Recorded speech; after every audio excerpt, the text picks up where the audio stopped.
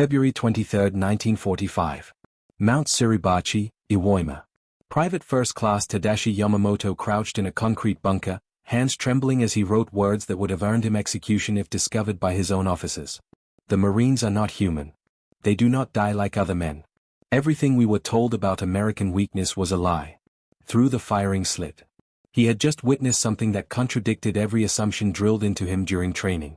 6 Marines had stormed his position under withering machine gun fire. 3 fell, but the others kept advancing. When his comrades unleashed a grenade barrage, one Marine absorbed the blast with his own body to shield his squad, then continued fighting with catastrophic wounds until he physically could not hold his weapon. The survivors took the position within minutes. 21,000 Japanese defenders occupied Iwo Jima, dug into 18 kilometers of tunnel and fortifications. They had been promised they faced soft American troops who would break under pressure. What they encountered instead would shatter every military assessment the Imperial Japanese Army had made about their enemies. The mathematics of this miscalculation were being written not in strategic plans, but in the savage reality of close-quarters combat that would leave 26,000 Marines as casualties in just 36 days. The collapse of Japanese confidence had begun long before Iwo Jima. August 7, 1942. Guadalcanal in the Solomon Islands. Corporal Hideo Takahashi, veteran of the China campaign where Japanese forces had seemed invincible, wrote in his diary after the first week of fighting. The Americans who landed are different from any enemy we have faced. They do not retreat when surrounded. They do not surrender when their position becomes hopeless. Most disturbing, they fight at night as if darkness gives them strength rather than fear. Guadalcanal was Japan's first defensive battle in the Pacific, and the Imperial Japanese Army expected an easy victory over inexperienced American forces. The 1st Marine Division that came ashore numbered just over 16,000 men. Japanese military intelligence had described Marines as elite troops, yes, but still Americans, products of a soft, democratic society that valued individual comfort over collective sacrifice. Within days, every assumption proved catastrophically wrong. Lieutenant Shigeru Fukudome commanded a reinforced company ordered to retake Henderson Field on the night of August 20. His unit of 200 men had defeated Chinese divisions 3 times their size. They advanced in textbook fashion, confident that Americans would panic in darkness. The Marines were waiting in carefully prepared positions with interlocking fields of fire. Fukudome's company walked into a killing ground.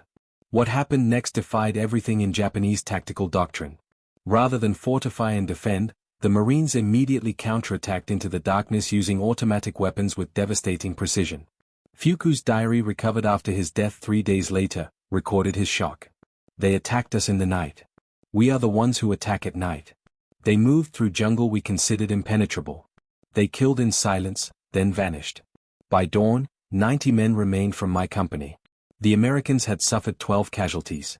The pattern repeated across Guadalcanal. Japanese forces, accustomed to enemies who crumbled under banzai charges, discovered Marines who held positions until physically overrun, then fought hand-to-hand with bayonets, knives, and fists. Sergeant Kenji Matsumoto, who survived 4 months on Guadalcanal before evacuation, wrote in a letter intercepted by American intelligence. We were taught the Americans are individualistic, that they will not sacrifice for their comrades. This is false. I watched a Marine machine gunner continue firing with both the legs shattered until Japanese infantry killed him at arm's length. His assistant immediately took the weapon and continued firing. We lost 40 men to that position. The Marine training that created such soldiers baffled Japanese military analysts. Private Yamamoto, who would later face Marines on Iwo Jima, first learned of them during intelligence briefings in 1943. The instructor, a staff officer who had interrogated captured Marines, seemed genuinely disturbed. The American Marines undergo training that would be considered criminal abuse in any civilized army. They are broken down mentally and physically, then rebuilt into something that barely resembles the soft civilians who entered. They are taught to view death in combat as honorable, to never surrender, to fight until physically incapable. This sounds familiar. Yes, they have copied our Bushido, but added something we did not anticipate. American industrial capacity. The combination proved devastating. Japanese soldiers trained in the code of Bushido expected death before Dishina, but they fought with equipment increasingly inferior to American weapons. Marines underwent training nearly as harsh as Japanese soldiers endured, creating warriors just as willing to die. But those Marines landed with overwhelming firepower that made Japanese positions untenable. November 20, 1943. Tarawa Atoll, Rear Admiral Kei Shibasaki, commanded 4,500 defenders and fortifications considered impregnable. The 2nd Marine Division proved him wrong in 76 hours. Private First Class Tadashi Ogawa, one of only 17 Japanese survivors, told interrogators what he witnessed. The first wave was massacred in the water. We killed hundreds. More craft arrived. The second wave died on the beach. More came. The third wave reached our positions with flamethrowers. They did not stop until we were dead, or they were. The mathematics were brutal. Nearly 6,400 men died on Tarawa in 76 hours. The Marines who survived had demonstrated they would take any objective regardless of cost. Documents captured on Saipan in 1944 revealed Japanese intelligence reports describing Marines as quote shock troops displaying fanatical devotion to objectives. Marines refuse orders to retreat and will counterattack even when tactically disadvantaged. Casualties inflicted on Marines do not degrade unit effectiveness until the unit is completely destroyed. End quote. This classification emerged from systematic study. Captain Yoshio Kobayashi, who survived Guadalcanal, provided detailed comparisons. American Army infantry tactics are sound and conventional. The Marines operate differently. They advance aggressively regardless of casualties. They accept casualty rates that would cause any rational commander to halt. This is unprecedented. The speed of Marine operations proved as devastating as their firepower. Lieutenant Colonel Kunio Nakagawa, who commanded on Palu, planned defenses based on previous campaigns where American forces paused after landings. The Marines never paused. They landed September 15 at 8:30 and controlled half the airfield by nightfall. Nakagawa's diary recorded his shock. My defensive plan collapsed because it assumed the enemy would act rationally. The Marines do not act rationally. They act with total commitment regardless of circumstances. This total commitment manifested in ways that seemed suicidal to Japanese observers but proved devastatingly effective. Sergeant Kenji Matsumoto, captured on Bougainville, described watching a Marine platoon assault a fortified hilltop position. The approach was across open ground swept by machine gun fire from 3 bunkers. Japanese doctrine would have required extensive artillery preparation followed by infantry assault under smoke cover. The Marine lieutenant assessed the position for perhaps 30 seconds, then ordered the assault with no preparation. The platoon charged directly into the fire. 7 men fell in the first 20 seconds. The survivors reached the first bunker and destroyed it with grenades and demolition charges. 3 more men fell assaulting the second bunker. The remaining Marines took it. The third bunker fell to the last 5 men standing. The platoon suffered 12 casualties from 37 men to take a position we considered impregnable. The entire action took 4 minutes from order to completion. This was not courage. This was systematic application of acceptable casualties to achieve objectives faster than we could respond. The concept of acceptable casualties horrified Japanese officers trained to value their soldiers' lives within the context of achieving objectives. Marines calculated casualties as the cost of victory and paid that cost without hesitation when the objective warranted it. This created a psychological advantage beyond material superiority. Japanese commanders, knowing Marines would accept 50% casualties to take a position, faced impossible decisions. Defend with insufficient force and lose the position. Defend with adequate force, but weaken other positions. Abandon the position and cede terrain. Every option led to defeat. The only variable was timing. Major Yoshi Takahuri, senior staff officer on Iwo, who survived the battle, analyzed this dilemma in post-war interrogations. General Kuribayashi understood that we could not stop the Marines. Our defenses were designed to delay them and inflict maximum casualties. We succeeded brilliantly at inflicting casualties. Over 20,000 Marines were killed or wounded in 36 days. This would have destroyed any other military force's ability to continue offensive operations. The Marines reinforced and continued attacking without any reduction in intensity. We calculated that inflicting 10,000 casualties would halt their advance for at least a week. They suffered 10,000 casualties in the first week and their advance never slowed. This revealed the fundamental imbalance. They could replace casualties faster than we could. They had 50 Marine divisions in the Pacific Theater or training in the United States. We had finite defenders on each island. Mathematics dictated our defeat. The mathematics extended beyond simple manpower. Marines landed with logistical support that enabled sustained operations at intensities Japanese forces could not match. Second Lieutenant Toshio Yamamoto, captured on Saipan, witnessed the contrast firsthand during a nighttime infiltration. I led a patrol to observe American positions 3 days after their landing. We expected to find exhausted troops with limited supplies as Japanese forces would have been after 3 days of intense combat on a contested beachhead. Instead, we found Marines eating hot food, receiving ammunition resupply by truck with medical tents treating tomatum wounded and rest areas where units rotated off the line. Their supply dumps contained more ammunition than my entire regiment possessed. They had mobile kitchens preparing fresh meals. They had portable showers and laundry facilities. They were fighting the most intense battle of the Pacific War and living better than we did in garrison. This demonstrated that defeating them was impossible. They would never run out of food, ammunition, medicine, or replacements. We would. The relentless American logistics created a form of attrition warfare that favored Marines despite higher initial casualties. Japanese defenders fought from fixed positions with limited supplies and no reinforcement. Every casualty was permanent. Every round of ammunition expended could not be replaced. Marines fought from an expanding beachhead with supplies arriving daily by ship and air. Casualties were evacuated and replaced. Ammunition was unlimited. The longer a battle lasted, the weaker Japanese defenders became while Marines grew stronger. This dynamic proved decisive on Palalou where Colonel Nakagawa's defense lasted from September 15 to November 27. 1st Marine Division suffered such heavy casualties that it was withdrawn and replaced by elements of 81st Infantry Division in October. A 2nd Marine Division continued operations until Army units relieved them. The battle that Japanese planners expected to last 1 week lasted 11 weeks. Japanese defenders inflicted over 10,000 American casualties, but the Americans could afford those losses and continue attacking. Japan could not afford to defend every island at such cost. The arithmetic was unsustainable. The unsustainability became clear to Japanese military leadership by mid-1944. Intelligence summaries distributed to garrison commanders acknowledged that Marines could not be stopped, only delayed. One document captured on Tinian provided guidance that revealed complete abandonment of any hope for victory. When defending against Marine assault, do not expect to hold positions indefinitely. The objective is to delay the American advance sufficiently to enable other strategic objectives. Each day of resistance is valuable. Each Marine killed or wounded is valuable. But understand that the position will fall. Prepare accordingly. Stock positions with maximum ammunition. Create redundant defensive positions.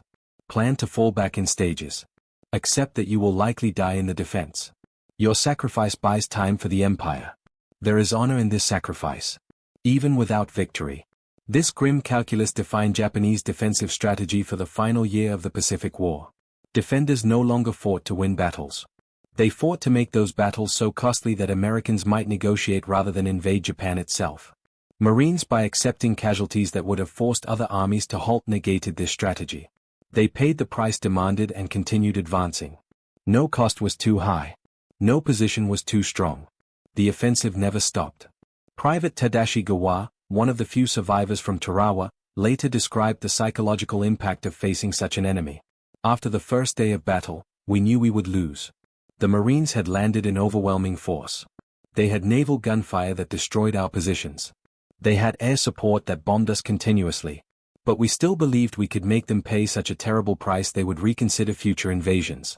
Then we watched them continue attacking despite horrific casualties. They walked through machine gun fire that killed dozens. More Marines came behind them. We killed them too. More came. We fought for 3 days with absolute commitment. We inflicted thousands of casualties. We died almost to the last man and the Marines took Tarawa on schedule.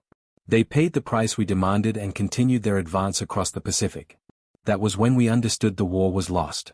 An enemy who will pay any price to win cannot be defeated by making victory expensive. This realization spread through the Japanese military as survivors from each battle carried their experiences to the next. By the time Marines landed on Iwo Jima in February 1945, every Japanese defender knew they faced the most implacable enemy in the Pacific. They knew they would die. They knew the Marines would take the island. The only question was how many Marines would die with them. General Kuribayashi's defensive plan accepted these realities and built strategy around them. His orders to troops acknowledged what official propaganda denied. We cannot win this battle. We can only make the Americans bleed for every meter of ground. That is our mission. Accept death. Inflict casualties. Delay their advance. This is how we serve the Empire in its darkest hour. This assessment proved accurate in battle after battle. February 19, 1945, D-Day Onuma provided the most comprehensive Japanese military analysis of marine capabilities. General Tadamichi Kuribayashi, arguably the most capable defensive commander Japan fielded in the Pacific, spent months studying marine tactics and creating defenses specifically designed to defeat them. His preparations were extraordinary. But before I tested Kuribayashi's theories, Marine raiders had demonstrated capabilities beyond standard excellence. These elite units conducted deep penetration operations that created terror disproportionate to their small numbers. Japanese forces discovered that raiders operated in darkness with devastating effectiveness. Colonel Kono Ichiki learned this fatally on Guadalcanal in August 1942. His 900 men had defeated Chinese forces through aggressive night attacks. Japanese doctrine held that Americans feared darkness. Ichi planned a textbook night assault against Marine positions on the Tanaru River. Raiders from 1st Marine Raider Battalion waited in prepared positions. Ichiki's force waded into the river at 0130 hours on August 21. Raiders opened fire at point-blank range with automatic weapons supported by pre-registered artillery. The battle lasted 20 minutes. Japanese casualties exceeded 700 killed. Marine casualties numbered 35. The raiders were eventually disbanded and integrated into regular Marine divisions in 1944, but their tactics spread throughout the Corps. Baya, standard Marine infantry employed techniques raiders had pioneered. Night patrols probed continuously. Small units made independent decisions. Communications allowed unprecedented coordination. The result was an enemy that fought 24 hours per day with intensity Japanese forces could not sustain. Corporal Hideo Takahashi, who fought on 3 islands before his capture on Okinawa, summarized the experience. The Marines never stopped. Day attacks with overwhelming firepower. Night attacks by small units infiltrating our positions. Constant artillery harassment preventing rest. Air attacks throughout daylight hours. We were under pressure continuously from landing to defeat. Japanese forces traditionally controlled the night and could rest and regroup after daylight battles. Against the Marines, there was no rest. There was no safe time. There was only continuous combat until we were dead or captured. This was industrial warfare applied without mercy. The industrial aspect of Marine operations fascinated and terrified Japanese military analysts. Unlike Japanese forces that relied on spirit and individual sacrifice to overcome material limitations, Marines systematically applied maximum force to every problem. When faced with a fortified position, they did not rely on courage or clever tactics. They identified the position, called in artillery that fired hundreds of shells to destroy it, brought forward tanks with flamethrowers to burn out survivors, then sent infantry to secure the position. If resistance continued, naval gunfire from destroyers or battleships would obliterate the entire area. This methodical destruction was horrifying in its efficiency. Second Lieutenant Saburo Endo, artillery forward observer on Saipan, watched Marine combined arms tactics during the June 1944 invasion. His diary recorded detailed observations. The Marines landed under covering fire from warships that fired continuously for 3 hours before the first landing craft touched the beach. Aircraft bombed our positions for 2 hours before the landing. When Marines came ashore, every movement was supported by tanks, artillery, naval gunfire, and airstrikes. They advanced slowly and carefully, destroying everything in their path. When we stopped them at prepared positions, they called in battleship fire that literally erased hills from the landscape. They did not try to overcome our positions through courage or clever tactics. They used overwhelming force to eliminate the positions, then advanced. This is not warfare as we understand it. This is industrial destruction applied systematically until resistance becomes impossible. We fought with rifles and light machine guns. They fought with an entire industrial nation's resources. Endo's observations captured what many Japanese soldiers realized too late. The Pacific War was not a test of warrior spirit or tactical excellence. It was a contest between Imperial Japan's limited industrial base and America's overwhelming production capacity. Marines were the cutting edge of that production capacity. Warriors trained to exploit American advantages ruthlessly while accepting casualties that leveraged superior numbers and replacements. Against such an enemy, Japanese courage and tactical skill meant nothing. The outcome was mathematically determined from the start. Only the duration and cost remained variable. Kuribayashi banned the banzai charges that had wasted Japanese lives in previous battles. He created a defense in depth that channeled Marines into killing zones covered by multiple bunkers. He positioned artillery to deliver devastating fire on landing beaches. He built 11 miles of tunnel connecting 1,500 cave positions. Every approach was registered for mortar and artillery fire. The beach was a death trap. 3 Marine divisions, 70,000 men, landed on Iwo Jima on February 19. Kuribayashi's defenses worked exactly as planned. Naval bombardment barely scratched the fortifications. Marines landed in neat waves and immediately took catastrophic casualties. Within minutes, the black volcanic sand was covered with dead and wounded. Japanese artillery observers called down perfectly coordinated fire. The assault seemed to be failing. Then something happened that Kuribayashi had not anticipated, though he should have from previous battles. The Marines did not withdraw to regroup. They advanced into the artillery fire. They found the gaps between Japanese positions and exploited them. When bunkers stopped the advance, demolition teams crawled forward under fire to destroy them. When those teams died, other Marines took their place. The attack never stopped. Private First Class Tadashi Yamamoto watched from his bunker as Marines assaulted the position to his right. His diary records the incomprehension Japanese defenders felt. A Marine flamethrower team approached the bunker. "We killed the operator." His assistant picked up the weapon and continued. "We killed him." A third Marine took the weapon. "We wounded him severely." He continued firing until the weapon was empty. Then he threw grenades into the firing ports until we killed him. By then, demolition engineers had reached the bunker entrance. The position was lost. This happened 30 times in the first hour. How do you defeat men who will not stop? The answer, as Japanese defenders discovered, was that you could not. The brutal arithmetic of Iwo Jima demonstrated Marine doctrine in its purest form. 70,000 Marines landed. 26,000 became casualties, including nearly 7,000 killed. But all 21,000 Japanese defenders died except for 1,600 who were captured, most because they were unconscious or too wounded to resist. The Marines paid an almost unimaginable price, but they took every objective. Kuribayashi himself, who survived until late March 1945, wrote his final assessment in a message smuggled to Tokyo before the position collapsed. "The Marines are the most effective fighting force I have encountered. They possess several attributes that make them uniquely dangerous. First, their training creates soldiers willing to accept casualties that would break other units. Second, their firepower exceeds ours by a factor of 5:1 in artillery and 10-1 in air support. Third, their junior leaders make decisions at squad, a level that our officers make at company level, allowing them to exploit opportunities faster than we can react. Fourth, and most critical, they never stop attacking. There is no defense that can survive this combination indefinitely." This final point terrified Japanese defenders across the Pacific.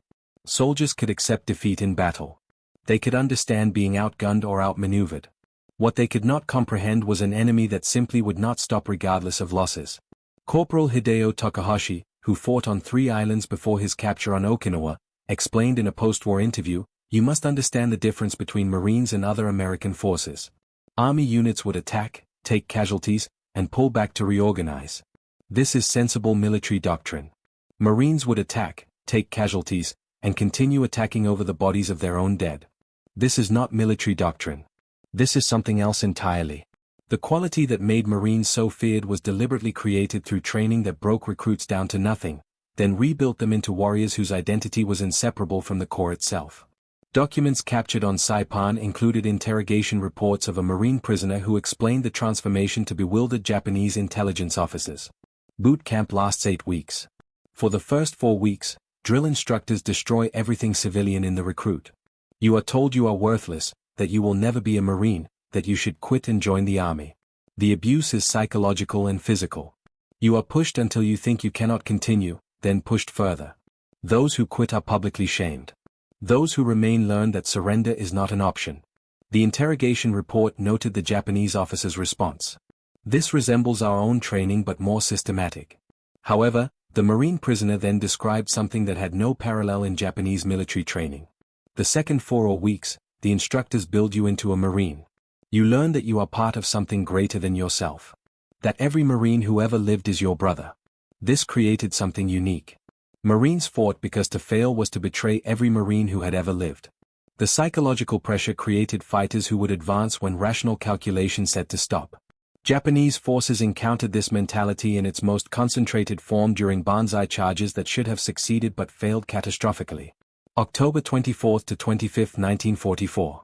Saipan. Colonel Takuya Takasha led approximately 3,000 Japanese soldiers in a final banzai charge against Marine positions. Japanese doctrine held that such an assault conducted with absolute commitment would shatter any defense through sheer ferocity and the defender's fear of being overrun. The Marines of the 27th Infantry Division, positioned in the attack's path, were mostly sleeping when the charge began at 0300 hours. Japanese soldiers poured into the Marine lines, screaming, bayonets fixed, overwhelming forward positions through sheer numbers. Traditional doctrine would call for a fighting retreat to regroup. The Marines counterattacked immediately. Officers and sergeants organized desperate defensive stands at key positions. Marines used every weapon available from artillery firing at point-blank range to trench knives in hand-to-hand combat. The fighting lasted 4 hours. When dawn broke, Japanese bodies covered an area 500 m deep. American casualties numbered 90 killed and 247 wounded. 3,000 Japanese soldiers died. Private First Class Tisha Yoshida survived the charge with severe wounds. His interrogation report filed 3 days later captured the shock Japanese soldiers felt. We were told that Americans fear close combat, that they rely on firepower because they are cowards at heart.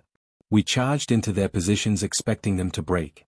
They fought us hand-to-hand and defeated us.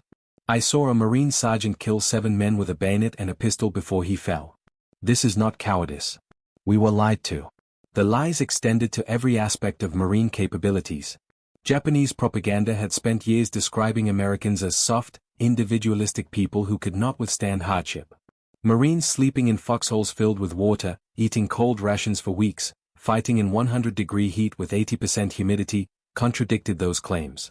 Japanese soldiers supposedly trained for hardship watched Marines thrive in conditions that taxed Japanese endurance to its limits. Corporal Kenji Matsumoto, who survived Guadalcanal before transfer to Bougainville, where he was captured in February 1944, described the contrasting conditions. We were on reduced rations by September 1942, rice twice per day, sometimes less. We supplemented with anything edible we could find in the jungle. We watched the Marines eat 3 full meals daily, sometimes more. They received regular resupply by air and sea. They had fresh water, medical supplies, ammunition without limit. We realized we were fighting an enemy who would never run out of resources. That understanding broke something in us. The material superiority Marines enjoyed was devastating. When faced with fortified bunkers, Marines called in artillery that delivered hundreds of shells in minutes, brought forward Sherman tanks with flamethrowers, and used naval gunfire that could level hills. If that failed, demolition teams would pack hundreds of pounds of explosives against positions. Lieutenant Shigeru Fuku, before his death on Guadalcanal, wrote the most comprehensive analysis of Marine combined arms tactics captured during the war. The Marines do not fight like individual soldiers. They fight like the parts of a single machine. Riflemen fix our position. Machine gunners suppress our fire. Mortimer delivers smoke to blind our observers.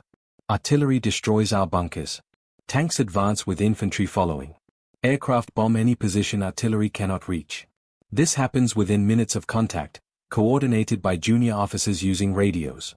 We do not possess. We cannot counter this because we cannot coordinate at the same speed. By the time our commander understands the situation and issues orders, the Marines have already moved to exploit our weakness. This speed of execution was possible because Marines delegated authority to the lowest possible level. Sergeants made decisions that Japanese doctrine reserved for captains. Corporals led assaults that required a lieutenant's authority in the Imperial Japanese Army. The result was an enemy that adapted faster than Japanese forces could react. When a bunker stopped a Marine advance, a sergeant would immediately redirect the attack through a different approach while calling in, supporting fire, all without waiting for orders from above. Japanese defenders often found themselves fighting enemies who appeared in unexpected directions because Marines had identified and exploited weaknesses before Japanese commanders recognized they existed. The most feared Marine weapon was not rifles or artillery. It was the flamethrower. Japanese soldiers trained to die honorably in combat discovered that flamethrowers offered no honorable death. Corporal Hideo Takahashi, captured on Okinawa with burns covering 40% of his body, described the psychological impact. We were taught to accept death in battle as glorious. Death by bullets, bayonets, artillery. These are warriors' deaths. Fire is something different. You watch flames approach your position. You smell comrades burning alive. You hear the screaming. There is no glory in this death. It is industrial slaughter. This is what the Marines understood that we did not. Modern war has no place for glory. It is about killing the enemy as efficiently as possible using the best tools available. This realization came too late for most Japanese defenders. By 1944, every Japanese soldier in the Pacific knew that facing Marines meant facing the most lethal combination of training, equipment, and doctrine the Americans possessed. Intelligence reports distributed to garrison forces described Marines with a mixture of respect and dread that bordered on superstition. One document captured on Tinian in July 1944 provided detailed guidance on defending against Marine assaults. The report acknowledged several facts that contradicted years of Japanese propaganda. First, Marines are physically larger and stronger than Japanese soldiers on average due to superior nutrition since childhood. Second, Marines receive more ammunition, better weapons, and more reliable equipment than Imperial Japanese Army troops. Third, Marine training emphasizes marksmanship to a degree unmatched by Japanese forces. The average Marine rifleman can hit targets at ranges where our soldiers cannot. Fourth, Marines operate with air and naval support that we cannot match or counter. Fifth, and most critically, Marines are trained to believe surrender is unacceptable.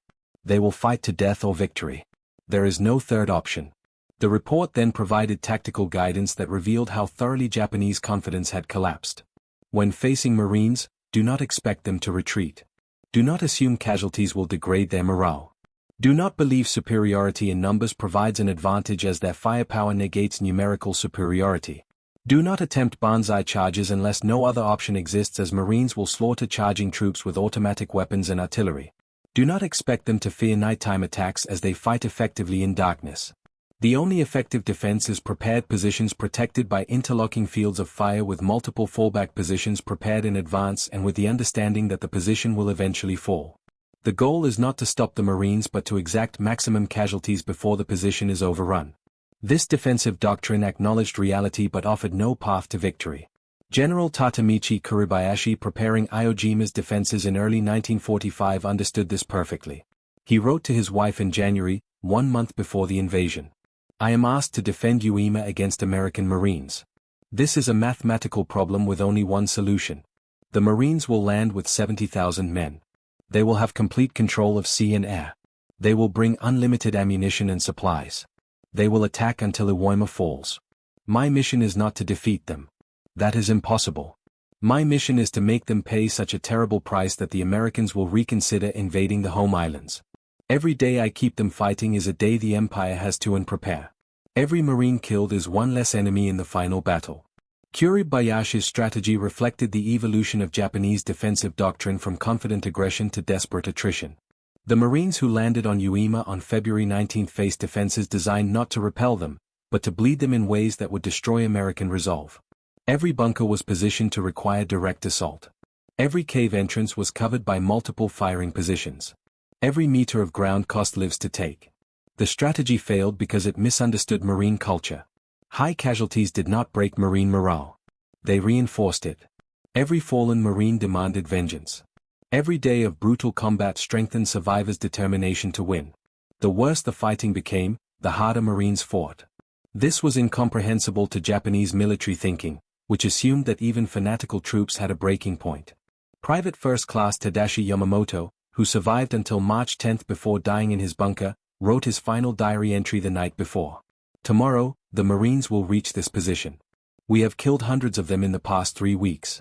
More arrive every day. They do not weaken. They do not slow down. They do not stop. I thought our spirit was stronger than American materialism. I was wrong. The Marines have both spirit and material. They have courage equal to ours combined with weapons and supplies we cannot match. They are what we claim to be. We are what we claim they were. This is the truth we die knowing. His bunker was destroyed the next morning by a Marine demolition team after a 6-hour battle that killed all 11 defenders and wounded 3 Marines. The position delayed the Marine advance by exactly 40 minutes before being bypassed by other units that continued advancing while combat engineers reduced the bunker. This pattern repeated across Iwo Jima thousands of times. Japanese defenders fought with desperate courage, inflicting terrible casualties, achieving nothing except their own deaths. The campaign ended on March 26. The final statistics told the story of what happened when Marines fought the best defenses Japan could create. 21,000 Japanese defenders died. 6 surrendered, most because they were unconscious or physically incapable of resistance. The Marines suffered 26,000 casualties from 70,000 men committed. Nearly 40% casualties. Any other military force would have required months to recover. 3rd, 4th, and 5th Marine Divisions were back in action within 6 weeks. This ability to absorb casualties and continue fighting became the defining characteristic that most terrified Japanese defenders. Corporal Kenji Matsumoto, imprisoned in Hawaii after his capture, explained in a 1946 interview what Japanese soldiers felt facing Marines. The worst part was knowing they would never stop. You could kill half a Marine unit and the survivors would continue attacking. You could wound their leaders and sergeants would take command. You could fight them to exhaustion and they would attack again the next day. There was no way to win. You could only kill them until they killed you. That is not war. That is mutual annihilation. And the Marines had more men than we did. The American industrial capacity that produced waves of replacement Marines astonished Japanese military planners. Intelligence reports from late 1944 noted that Marine divisions suffered 75% casualties on Plu in September 1944, then returned to full strength within 3 months. Those replacements landed on Iwo Jima in February and fought with the same effectiveness as veterans. This ability to regenerate defeated units was beyond Japanese capability. The Imperial Japanese Army had no comparable training system, no replacement pipeline that could maintain unit quality while absorbing catastrophic losses. American efficiency extended to every aspect of Marine operations. Wounded Marines received medical treatment within minutes of being hit. Casualty evacuation by air and sea moved wounded men from battlefield to hospital ship in hours. Blood plasma, antibiotics, surgical care that saved lives at rates unprecedented in military history. Japanese wounded often died from lack of medical supplies, from infected wounds, from injuries that American medicine routinely treated. Captured Japanese soldiers watched Marines who should have died from wounds that would have killed Japanese soldiers instead survive to fight again. The final humiliation came after Japanese surrender in August 1945.